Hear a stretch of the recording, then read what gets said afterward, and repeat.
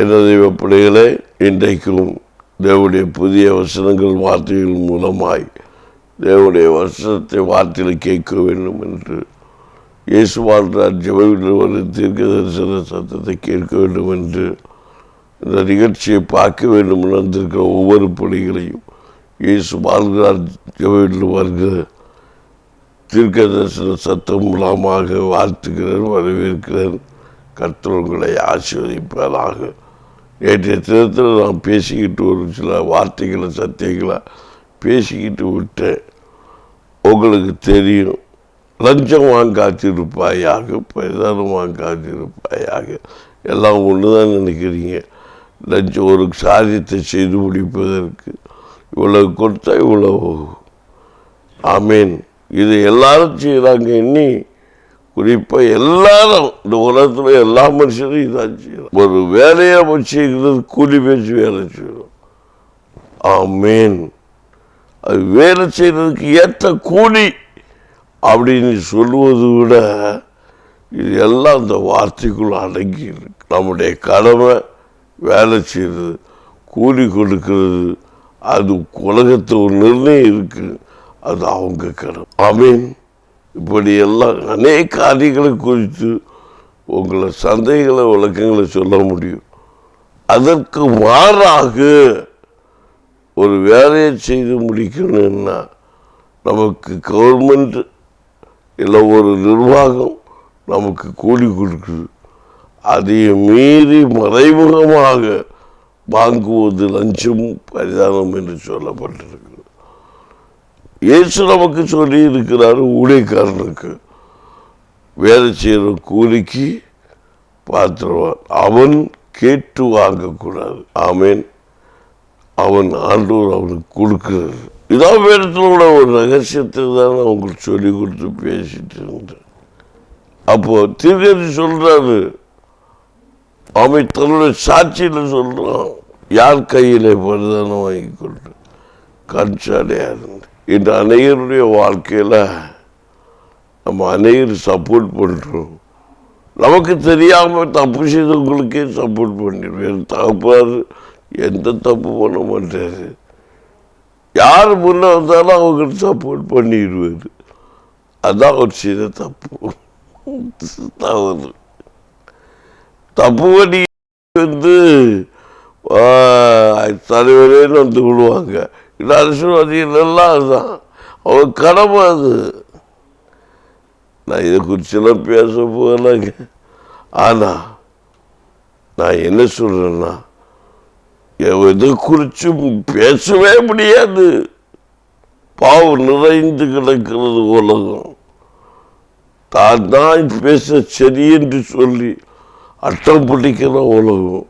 பரவராஜ்யம் என்ன, அவனுடைய கிருபை என்ன, பரவராஜ்யம் எங்கே இருக்கு, எப்படி இருக்கு, பரவராஜ்யம் எங்கே, பரவராஜ்யம் ஒன்று உண்டா?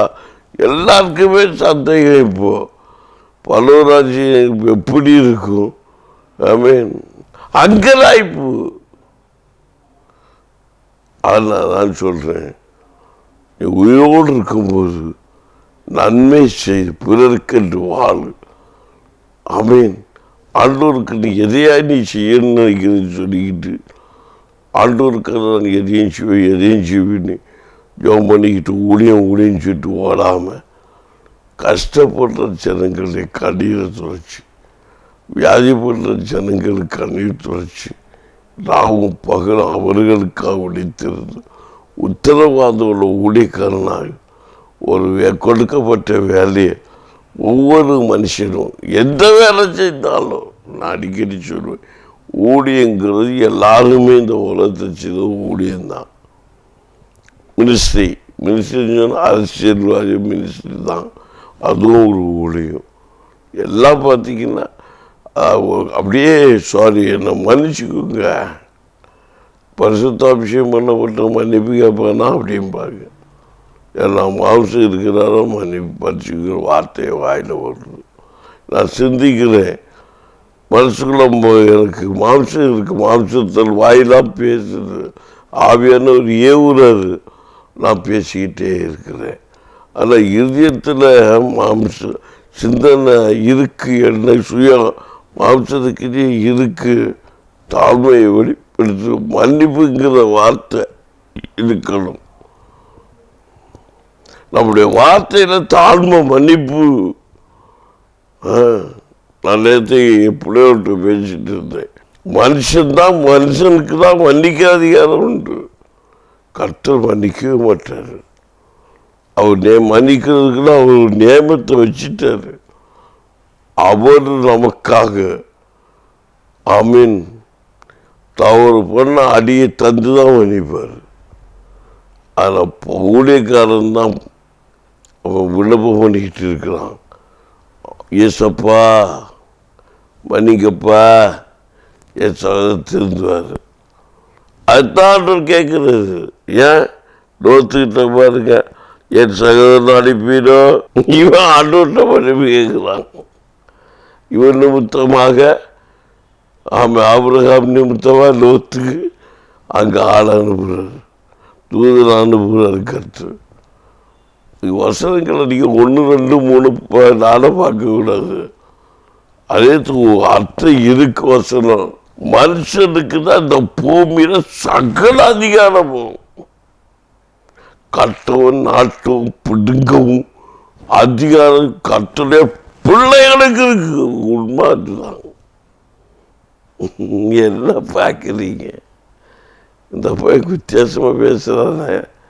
என்ன பெரிய போதகர்களே, இந்த பையன் என்ன இவ்வளோ வித்தியாசமாக பேசுகிறான். கடுகுமணி இல்லைப்பா, ஆவியானவர் பேசுகிற வார்த்தையை சொல்லிட்டு இருக்கிறேன். தாகத்தோட நாம் செய்கிறது என்னது? பரிசுத்தம் பரிசுத்தம் என்று சொல்லி நம்முடைய பரிசுத்தை நம்மளே காத்துக்கிறோம். அசுத்தத்தை என்னை பரிசுத்தப்படுத்துறது, அசுத்தத்தை தொட்டு நம்ம பரிசுத்தப்படுத்தணும். அப்போதான் நம்ம பரிசுத்தவனாக இருக்க முடியும். நம்மளே நம்மளே காத்துக்கொள்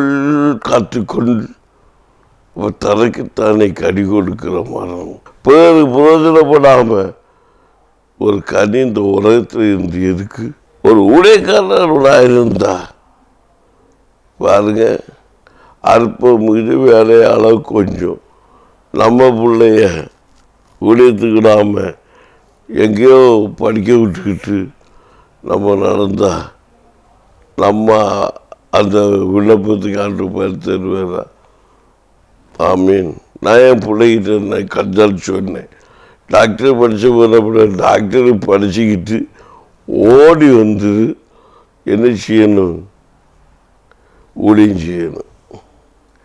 வேலை போக்கில் ஊழியத்துக்கு வந்து டாக்டர் ஆயிரு. ஊழியம் செஞ்சுக்கிட்டே டாக்டர் ஆயிரு. அவன் என்ன எலிசபெத் ராணி டாக்டரை கூப்பிடுங்க. அவர் சுவிசேஷத்தை சொல்லி மருந்து மாத்திரை கொடுப்பாங்க. ஆமீன். அந்த அதிகாரிக்கு பேரை சொல்லி அந்த அதிகாரியை கூப்பிடுங்க. அவங்க இப்படி நம்ம தேசம் கர்த்தருடைய தேசமாய் மாறட்டும். இதான் பரராஜ்யத்துக்கு ஒரு பகுதி.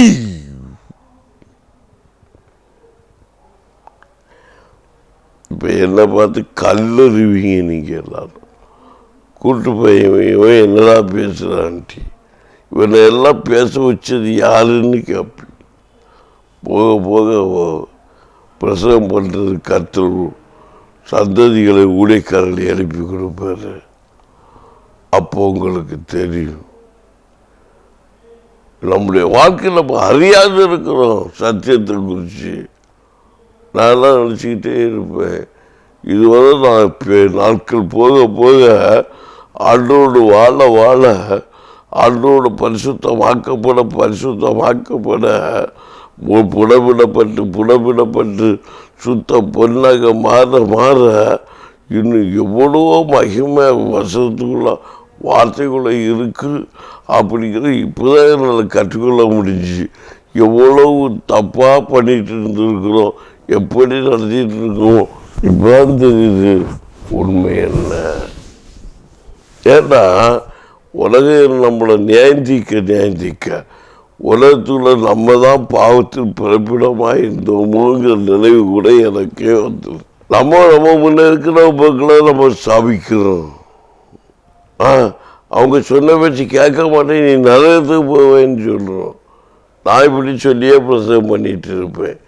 அப்போ ஒரு நாள் எனக்கு டாக்டர் பேசினார், நீ என்னடா பேசிட்டு இருக்கிற, கொஞ்சமாவது புரிஞ்சுதா பேசுறா அப்படின்னாரு. என்னப்பா, அவங்க ஈஸ்வர ஜனங்கள் இல்லையா? ஆமாம், அவங்க இதான் பண்ணுவாங்கன்னு பைபிளே இருக்கா இல்லையா? நீ புரிஞ்சிக்காததுக்கு என்னடா தப்பு அப்படிங்கிறது. ஆமாம், ஈஸ்வர ஜனம், அழிஞ்சு போகிற ஜனம், மோட்டாட்டத்தின் ஜனம், இவங்க இது இப்படிதான் கலகம் பண்ணுவாங்க. ஈஸ்வரன் விட்டார், கலகம் விட்டார், அவன் எல்லாம் எழுதியிருக்குமோ அவன் கலகம் பண்ணிட்டு இருப்பாங்க. உன் பண்ணி நீ கரெக்டாக செய்துட்டு போயிட்டேன்னு கலங்காதே கலங்காதே. அதான் இந்த சமனுங்கிற சாமுவேலுங்கிற மனுஷன் சாட்சி சொல்கிறான். எதை எடுத்துக்கிட்டேன்னு சொல்லு. ஐ மீன் சொல்ல எல்லாத்தையும் சாட்சி தான். ஆனால் ஐ மீன் அதுக்கு தான் சில சாட்சிகள் இருக்கிறது. எதை எடுத்துக்கொண்டேன், எதை பெற்றுக்கொண்டேன். ஐ மீன் அவர் என்ன சபாய்த்து வைத்திருந்தார், அவருக்கு அந்த சாட்சிகளை படித்து பாருங்க. அப்போ உங்களுக்கு அதை வெளிப்படுத்தப்படும்.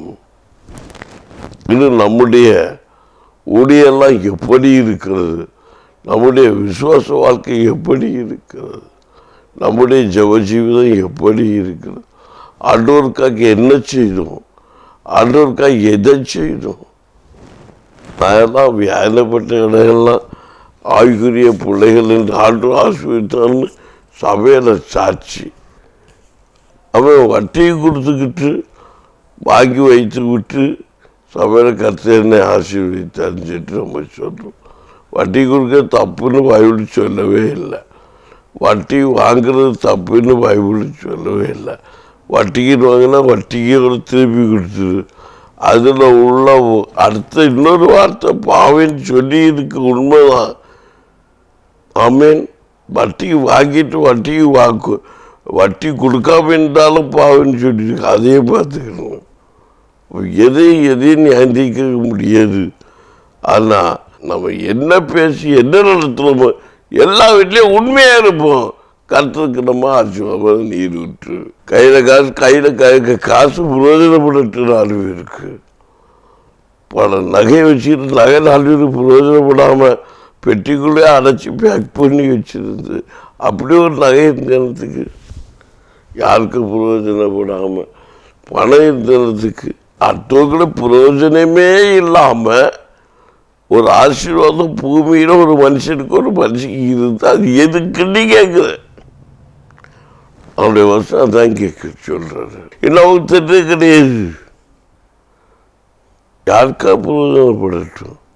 அழிந்து போகிற உலகத்தில் எத்தனையோ ஆத்மா அழிந்து கொண்ட ஆத்மாவை இந்த அழிந்து போகிற உலகத்தில் அவன் ஆசீர்வாதத்தை கொண்டு அந்த ஆத்மாவை ரட்சிப்புள்ள நடத்தலாமே. வசனம் சொல்லுது மக்களே, நான் சொல்லல. இந்த வசனம் எல்லாம் எனக்குள்ள நிறைவேறினால அது தாக்கத்தினால்தான் இப்படி பேசுகிறேன்.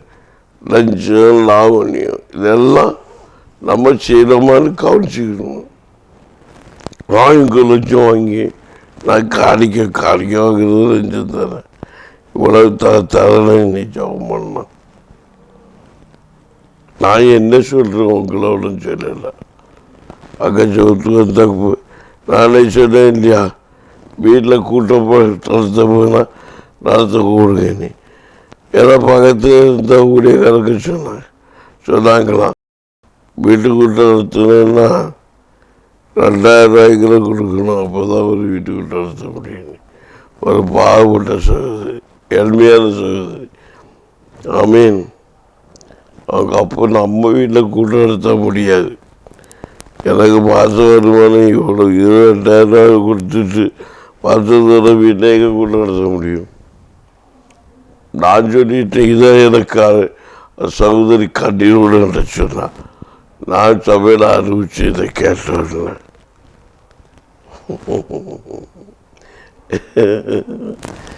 நம்ம வீட்டுக்குள்ள இடத்துலாம் பணம் எல்லாம் முக்கியம் இல்லை. 2000 5000 10,000 கொடுத்தா வீட்டுக்குள்ள நடத்துறது இல்லை. நான் கூட்டம் நடத்துனவங்க எல்லாம் சொல்லுங்க கட்டுறது கொடுப்பான்னு சொன்னவங்க கடைசியில் பார்த்தா இந்த கொஞ்சம் காசு வீட்டுக்குள்ள நடத்துறவங்க கொடுப்பெல்லாம் கொடுப்பாங்க. கொடுக்குறதுக்கு ஒருத்தர் காசத்தை கொடுக்கறது இல்லை. அவங்க எவ்வளவு மனுஷனுடைய வாழ்க்கையில் மனுஷன் ஆதங்கப்பட்டு இருக்காங்க தெரியுமா? தாப்பிட்டு அற்புத வேலை பேராக பெறக்கூடாது. தனக்குள்ள சாட்சி அடுத்தவங்களுக்கு அறியக்கூடாது. தனக்குள்ள அற்புதத்தை அவங்க பெற்றுக்கொள்ள விடக்கூடாது. இதெல்லாம் என்னங்க உலகத்தில் உள்ள காரியங்கள். இப்படிப்பட்ட காரியங்களை தான் அனுபவிக்கிறாரு. நான் பேசுறது தப்பா நீங்கள் யாரும் தயவு செய்து வியாக்கியானம் பண்ணாதீங்க. ஆமீன். அந்த 4ஆம் வசனத்தை கூட ஆமீன் 1 சாமுவேல் 12:3-4 அதற்கு அவர்கள், நீர் எங்களுக்கு அநியாயம் செய்யவில்லை, எங்களுக்கு இழுக்கன் செய்யவில்லை, ஒருவர் கையில் ஒன்றும் வாங்கவே இல்லை. நான் இவ்வளவு நேரம் பேசினேன், என்ன நீங்கள் தப்பாக இருக்கக்கூடாது. இங்கே சொல்லியிருக்கு ஒன்றுமே நீங்கள் வாங்கலையாப்பா. அப்போ நீ ஏப்பா இப்படி பேசுறது? அது பேசுனது நமக்காக தான், எனக்கு நான் ஒரு ஊழியக்காரன், நான் வாங்குறதுக்காக தான் கஷ்டப்பட்டு பேசுகிறேன். அப்போ நீங்கள் லஞ்சம் வாங்கினா நீங்கள் பல ராஜ்யத்துக்கு போகிறீங்கன்னா நான் குற்றவாளி ஆவேன். என்ன பார்க்குறீங்க? வாங்காத பேசி கூலி பேசி வாங்காத உங்களுக்கு பலன் இருந்தால் நீ செய்யும் பலனை கர்த்தர் கொடுப்பா, கூலியை கர்த்தர் கொடுப்பா. அதை மேலே உனக்கு நீ கஷ்டப்படுற வேலை செய்யற கூலி ஏதாவது ஒரு மனுஷன்ட்ட இருக்கும்னா அவனுக்குரிய ஆசீர்வாத நன்மையெல்லாம் வீட்டு வாசப்படியில் கிடக்கும். ஆமீன். அதான் வார்த்தை. முதலாவது தேவனுடைய ராஜ்யத்தை நீதியை தேடி எல்லாம் உனக்கு கூட கொடுக்கப்படும். நீ ஆசீர்வதிச்சுட்டு வந்துட்டே இருக்கணும். நீ யாரையும் பார்க்கக்கூடாது. தந்தா வாங்கி பாக்கெட்டில் போடு, தலைமையில் தான் வந்துட்டு நீ பண்ண ஆசீர்வாதத்துக்கு பங்காளியான அங்கே இல்லையா ஒன்றை பின்னால் தேடி கையில் தட்ட மாட்டேங்கிறீங்களே. சாமுவேல் சொல்கிறாரு இப்படியெல்லாம் சொல்லணும். அவங்க அடுத்து சொன்னாங்க, நாங்கள் உங்களுக்கு கொடுக்கலையே. இதை இயேசு கிறிஸ்துவ பேசினாரு. 2 பேரை பார்த்து சொன்னார், ஞாபகம் இருக்கு? அவர் பகுதியில் என்ன பார்க்குறீங்க? 2 ஆடு 2 பக்கமாக தீர்ப்பார். 2 மனுஷன் 2 விதமாக தீர்த்தார். நியாய தீர்ப்பு நாள் வரும்போது. ஆமீன். பிதாவே பிதாவே நான் உங்களை அறியேன். நீங்கள் 2 பக்கமாக பிடிச்சி வச்சாச்சு. அதுக்கு என்னெல்லாமோ கதை சொல்லுவார். எனக்கு இப்போ ஞாபக ஆற்றல வரல. வந்தால் தெளிவாக இன்னொரு நாள் அப்படி பேசணும்னு சொல்லி தருவேன். பாருங்க 2 பேரும் பிடிச்சி வச்சுருக்காரு. நான் வியாதியாக இருந்து என்னை பார்க்க வந்தீர், என்னை பசியாக இருந்தேன், என்னை கொடுத்தீங்க. இதெல்லாம் நீங்கள் ஆமீன். நான் உங்களுக்கு எப்போ செய்தாப்பா? என்னில் சிறியவன் ஒருவனுக்கு எதை செய்தீர்களோ அது எனக்கே செய்து. நீங்கள் நான் பசியாக இருந்தால் பார்க்க வரல. ஆண்டவரே உண்மை, நான் எப்போது பசியை கண்டேன்? ரோட்டில் தெருவில் கண்டேன், ஓட்ட கரையில் கண்டேன், உனக்கு டேபிளுக்கு கீழே படுத்துக்கிறதுல கண்டேன், உனக்கு பணிவிடை செஞ்ச பணிவிடைக்காரனை கண்டேன், உனக்கு சம்பளம் நீ கொடுத்த வேலைக்காரனுக்கு நான் கண்டேன், உனக்கு வீட்டில் வேலை செய்கிற வீட்டுக்கு வேலைக்காரர்கிட்ட கண்டேன். அல்லேலூயா, அல்லேலூயா, அல்லேலூயா. சத்தமாக சொல்லுங்களா? அது போகட்டும். அப்போ அடுத்துடைய சாட்சினா இதுதான் சாட்சி ஜீவிதம். சாட்சியின் ஜீவிதம் என்ன? போட்டு சொல்ல எனக்கு இன்னும் மனசு வரல. போட்டு சொல்ல சாட்சியான ஜீவிதம்னா இதுதான். சாட்சினா ஒரு கம்பம் கோலம் தடியும் தான், ஒன்றும் இருக்காது. இதுதான் சாட்சி, ஒரு சாட்சியோட வாழ்க்கை. இயேசு கிறிஸ்து எதையாவது கொண்டு போனாரா? இல்லை உங்கள் வீட்டில் உங்கள் அம்மா எதையாவது கொண்டு போனாங்களா? எப்பா என்ன பாப்பா ஒன்றும் கொண்டு போகல, எனக்கு தான் வச்சுட்டு போனார். எனது ஆசீர்வாதத்தையும் சாபத்தையும் எல்லாம் எனக்கு அவர் தான் வச்சுட்டு போனார். அதை நான் தான் சுமந்தாகணும். இல்லை எவ்வளோ பெரிய சத்தியம் இது ஒன்றுக்குள்ளே எனக்கு தெரியுமா உனக்கு? அதை வாங்கி கையில் வச்சுக்கிட்டு நான் என்ன பாவம் செய்த ஆட்டுவரே, உங்கள் அப்பா என்ன பாவம் செய்தாரு? அப்போ சொத்தெல்லாம் நீ வச்சிருக்கா? நான் சொல்றது புரியலையா?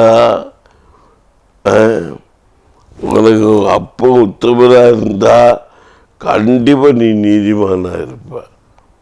உங்கள் அப்பா உண்மையுள்ளவராக இருந்தா உனக்கு ஆசீர்வாதத்துக்கு எந்த தீங்கும் வராது. ஆமீன். உங்க இல்லைன்னு எல்லாத்துக்கும் சிக்கல் தான். நான் சொல்லட பயமுட ரகசியம் சொல்றது. ஆமீன். உணவதிக திருமணவி மாம்சமாக்கிற என்னை உண்டாக்கிய என் தேவன் பலவற்றின் தப்பு. சாட்சினா இதுதான். அவன் அப்படி பார்த்தீங்கன்னா இன்னொரு தெய்வ மனுஷனுடைய சாட்சியை பார்ப்போமா?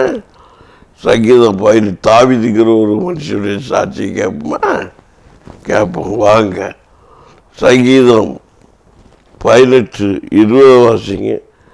கர்த்தருடைய நீதிக்கு தக்கதாக எனக்கு பதிலளித்தார், என் கையின் சுத்தத்திற்கு தக்கதாக எனக்கு சரி கட்டினார். நான் பேசுனது தப்பா பொய்யா உண்மையா? நீங்கள் சொல்லும் போது என்னமோ போய் கேட்ட மாதிரி கேட்டுருப்பீங்க. இந்த சுவாசி என்னன்னா பேச தெரியாமல் நீங்கள் கேட்டுட்டு இருப்பீங்க.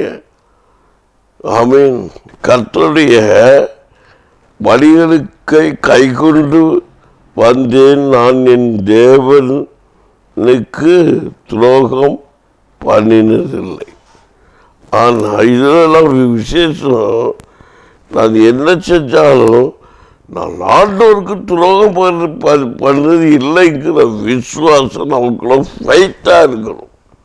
நம்ம எல்லாத்தையும் தப்பாக நம்ம நினச்சிக்கிட்டாலும், நான் மனசுல இதயத்தை சிந்தனை இருந்தாலும், நான் ஆண்டவருக்கு உண்மையாக இருக்கிற ஒரு நினைவு, ஒரு உறுதி, ஒரு விசுவாசம் நமக்குள்ள வேறு கொண்டு நிற்கணும். அப்போ எல்லாம் நம்ம குறையணும். விசுவாசத்தினாலே ஒவ்வொன்றும் பெற்றுக்கொள்ள அந்த அவிசுவாச கிரியைகள் மாறும். உறுதிப்பட்டு நித்திய ஜீவனை, நித்திய ஆசீர்வாதத்தை நன்மையை பெற்றுக்கொள்ள முடியுங்கிறது தான் இந்த எல்லா பேசுகிற வார்த்தையோட ரகசியமாக இருக்கு. லஞ்சம், பரிதானம், இப்படி அநேக வார்த்தைகளை பேசி பேசி நம்முடைய வாழ்க்கையில் அழிஞ்சே போய்கிட்டு இருக்கோம்.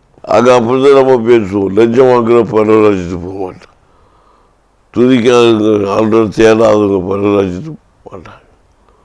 நன்மை செய்யத்தக்க திராணி என்று செய்யாத போகாமல் இருந்தால், செய்யாமல் இருந்தால் பார்க்க பரவராஜிட்டு போக மாட்டாங்க. ஆமீன். அப்போ எல்லாருக்கும் நம்ம அடுத்து திருப்பி ஒரு கேள்வி, அப்போ எல்லாருக்கும் நாங்கள் சமைச்செல்லாம் வாரி கொடுத்தா நாங்கள் என்ன எங்கே தான் போகிறதாங்க? இதே கேள்வி தான் நம்ம கேட்போம். இயேசுகிட்ட தான் போகணும். இயேசுகிட்ட சீசன் வந்து பார்த்து கேட்டான், ராயரைக்கு வரி கொடுக்கணுமே. அப்போ ஆண்டவர் வரி கொடுக்கின்ற நாள் வந்துருச்சு, எங்கேருந்து கொடுக்குறது? நாங்கள் போப்பா, அங்கே ஒரு மீன் நிற்குது, அதை போய் திறந்து பாரு, அந்த மீனுக்கு வாயை திறந்து பாரு, அதில் ஒரு நம்ம கொடுக்க வேண்டிய பணம் அந்த மீனுக்கு வாயில் இருக்கும், எடுத்து கொடுத்துட்டு வா அப்படின்னாரு. ராயனுக்கு கொடுன்னாரு. அப்போ வாங்காமல் இங்கே கொடுக்குறது, இந்த புக்கை காசுக்கு விற்காம இருந்தால் இந்த புக்காரிச்ச பைசா இப்படி கிடைக்கும், கண்டிப்பாக கற்று கொடுப்பாரு. அதனுடைய கிருபையால எல்லாம் ஆகும். ஆமீன். காக்கா கேக்கியா வரும், கர்த்தர் காக்கை எங்கேன்னு போடும், கேள்வி கேட்க உள்ளது, எங்கே இருந்தாலும் காக்க ஒன்று தேடி வரும். ஆமீன். கோழி குஞ்ச நீ எங்கே மறைச்சி கட்டினாலும் காக்க ரவுண்டு கட்டும், அதுக்கு யாரும் சொல்லி கொடுக்கறது தேவை கிடையாது. ஏன்னா கோழி குஞ்சா இருந்தால் சத்தம் போட்டே தீரும். அது எங்கே வரும்? தேவனுடைய மனுஷனே ஆனாலும் ஆண்டவர் நோக்கி பார்த்தே தீரும். காக்கா அந்த இடத்தை அறிஞ்சே இருக்கும், அது வந்தே தீரும். போஜனம் எங்கே இருக்குமோ அங்கே காக்கை வந்தே தீரும். அப்போ காக்கை யாரால போஷிக்கப்படுது? தேவ ஊழியக்காரனால தான் காக்கப்படுது. காக்க மூலமும் தேவ ஊழியக்காரன் தான் போஷிக்கப்படுறான். இதுக்கு சத்தியம் என்னென்று அறிந்தவர்களுக்கு அறிய முடியும். ஆமீன். அல்லேலூயா. சத்தமாக அல்ல சொல்லுங்களேன். மிருக ஜீவனுக்கு போஷிக்க கொடுக்குறவன் மனுஷன் மூலம்தான், அதே மிருக ஜீவன் மூலம்தான் மனுஷனுக்கும் போஷனும் கிடைக்கிறது. இதெல்லாம் கர்த்தருடைய ரகசியம், பரம ரகசியம். ஆமீன். பிள்ளைகளை உணர்வடைவதற்கு மனிதர்களிலேயே அன்று அதுதான் இந்த வசனத்தில் சொல்லப்பட்டிருக்கிறது. கர்த்தருடைய வழிகளை கை கொண்டு வந்தேன், நான் என் தேவனுக்கு துரோகம் பண்ணினதே இல்லை. துரோகம்னா என்ன? நான் ஆண்டவருக்கு துரோகமே பண்ணல. தாவி சொல்கிறான், தாவி துரோகம் பண்ணினான்னா கண்டிப்பாக பண்ணான். ஆமீன். ஆனால் பண்ணு இல்லைங்கிறது விசுவாச வார்த்தையை சொல்கிறான். ஆமீன். ஆனால் அவன் தெரியாமல் செய்த காரியம், அதான் அவன் தைரியமாக சொல்கிறான், நான் தெரியாமல் இதை பண்ணிட்டப்பா, அது தெரிந்த பிற்பாடு குற்றம் என்று ஒப்புக்கொண்டவனாக உணர்வடைந்தவனாக ஆண்டவர் சமூகத்தில் கண்ணீரிட்டால்தான் அவனுக்கு தண்டனையும் கொடுத்து மன்னித்து கற்றுவிட்டார். கைகளை தட்டி ஆமாம் மன்னிப்பு கேட்டுட்டு ஆண்டவர் மன்னிக்கிறது பண்ணி தப்பிட முடியாது. ஆண்டவர் தண்டனை கொடுத்து தான் மன்னிப்பார். ஆனால் தேவ ஊழியக்காரன் இடையில நிற்கிறனால தான் என்னது மன்னிப்பு. போதகர் சிக்ஷை அற்பமாக என்னது என்று சொல்வது காரணம் இதனால தான். போதக ஒரு விசுவாசிக்கு சத்தம் போட்டு ரெண்டு அடி தட்டி இடி கொடுத்தா ஆண்டவர் அவரை மன்னிக்கிறாரு. ஆண்டவர் சிக்ஷை கொடுக்காம மன்னிக்க மாட்டார். கிறிஸ்து மனுஷனுக்கு ரட்சிப்பு வந்ததை இயேசு கிறிஸ்து மனுஷனுடைய பாவத்தெல்லாம் அவர் ஏற்றுக்கிட்டார்.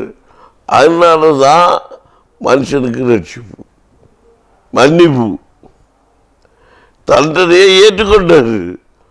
அந்த வார்த்தையோட அந்த நடத்தையோடைய அர்த்தத்தை நீங்கள் கண்டுகொள்ளணும். நான் சொல்கிறேன், நீங்கள் என்ன சொல்கிறீங்க? நீங்கள் எல்லாமே தப்பாக தான் எடுத்துருக்கிறீங்க. ஒரு சபைக்குள்ளே போகிறீங்க, பாஸ்டர் திட்டாருன்னா உடனே வேலை சபை மாறீங்க, பெரிய சாடி காத்துருக்கு. பாஸ்டர் எப்படி திட்டலாம்? பாஸ்டர் திட்டினால்தான் உனக்கு மன்னிப்பு கிடைக்குதா? ஊழியக்காரன் வயிறாருன்னா உங்களுக்கு மன்னிப்பு கிடைக்குது. நான் சொல்ல மதத்தோட ரகசியம் சொல்ல இல்லை. அந்த ஊழியக்காரனே பைத்தியம் போய் அந்த பையன் இந்த பையன் பேசுறியே, உன் வாழ்க்கையில் ஆசீர்வாதமாக இருக்கவே முடியாது. இந்த ஆண்டவருக்குள்ள நீ வாழவே முடியாது. அது சபிக்கிறான்னு சொல்லாத, அது வசத்தோட சத்தியத்தை சொன்னேன்.